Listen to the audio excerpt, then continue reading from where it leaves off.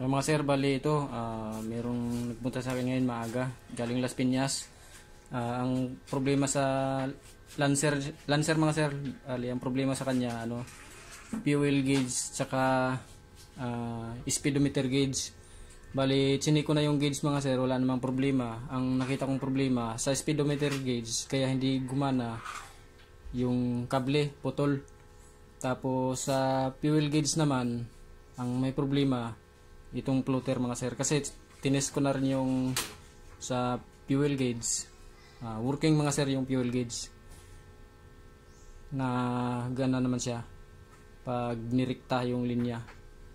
Ito mga sir, bali kakalasin ko rin tong floater nya para kung kaya pang i-repair na lang, kung hindi sasabay na lang bili dun sa nung bago dun sa sa speed cable para isang bilihan lang. Pero try muna namin mga sir yung i-repair to.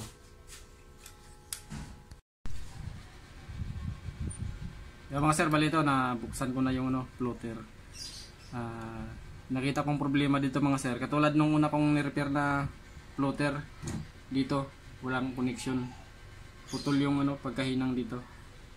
Pinapainit ko lang mga sir yung yung panghinang ko para hihinangan ko lang siya, tapos lilinisan ko rin to kasi marumi na rin yan, magaspang na yung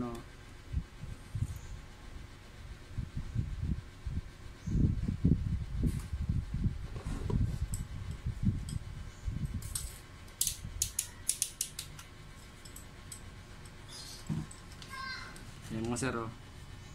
Wala siyang contact dito mga sir. Ayan, nadiinan ko kasi kaya nagkaroon ng kontak. Pero ayan, wala siyang.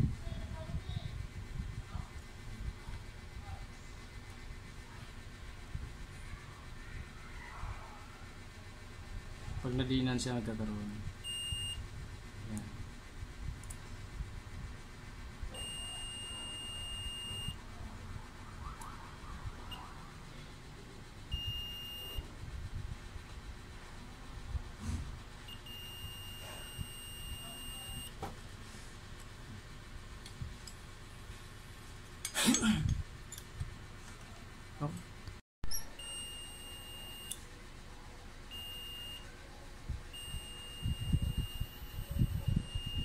Yan mga sir, nagana na siya, nadiinan ko yung diniinan ko yung walang kontak mga sir, nagana siya. Yan. May reading din siya mga sir yung ito. Kailangan lang siya linisan, marumi. Yung mga sir, bali ito, ayos na, nalinis ko na. Tapos nahinangan ko na rin yung kontak dito. Bali, asimbol ko na lang ito mga sir.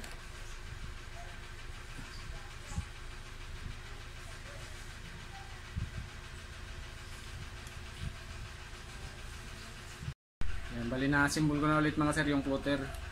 Isalpa ko na to ulit dun sa Lancer para matesting kung naganap siya o hindi na. Kasi kung hindi na siya talaga nagana,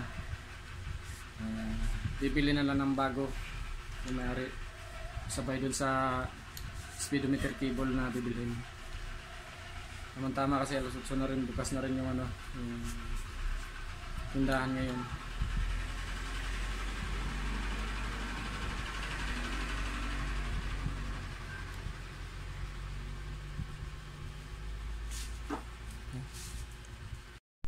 Yun mga sir, bali ito na, naisalpak na namin yung yung floater na dito sa likod. Yan, hindi ko na na-video mga sir kasi may isa pa kasing customer na naghintay.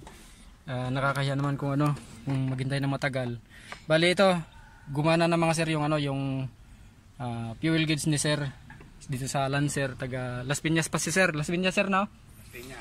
Yan, bali pati yung yung speedometer ni sir, napalitan na rin namin ng ng kable. Gumana na rin, di ko na rin na video sa pag test drive namin ni sir. Bali may isa pa siyang problema dito, yung may leak kasi yung yung fuel rail dito. Maluwag yung isang tornilyo, tapos yung o-ring malutong na din. Kaya ayan, sinilyo ko na rin, nilagyan ko na ng ano, ng gasket maker.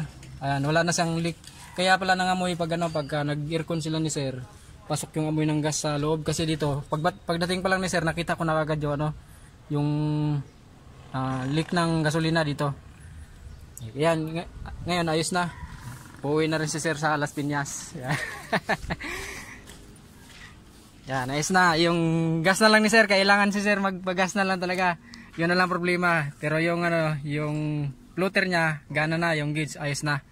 Yan. Yung ano, uuwi na mga sir yung Lancer. Bali, dito naman tayo sa Isuzu Crosswind. Yan. Galing pa si sir ng Tagaytay. Yan si sir. Yan. Isuzu Crosswind. Ang problema naman ni sir dito yung ano, yung mga gauge ni sir. Minsan nagana daw, minsan hindi. Nagsabay-sabay daw sila yung speedometer, temperature at saka yung fuel. Pag nagana ang speedometer, saka rin nagana yung ano, yung temperature at saka yung fuel. Sige sir, ingat. Yan, umuwi na yung Lancer. Ito naman yung gagawin ko. Tatanggalin ko yung ano, itong panel gauge. Yan mga sir, bale ito, tinistrive na namin yung Crosswind. Yan. Bale nagana na siya lahat ng gauge sa panel yan. Yung temperature, yung fuel at saka yung speedometer yan, nagana na. Yan. Walang pinalitang pisa mga sir. Bale inorasyonan lang. Yan. Okay to sir. Nice na, nagana na yung ano, speedometer ni sir. Yan. Si sir yan. Alam mo sabi mo sir? The best sir. Yun, thank you sir. Thank you sa tiwala rin sir. Thank you. Yan. Sa wakas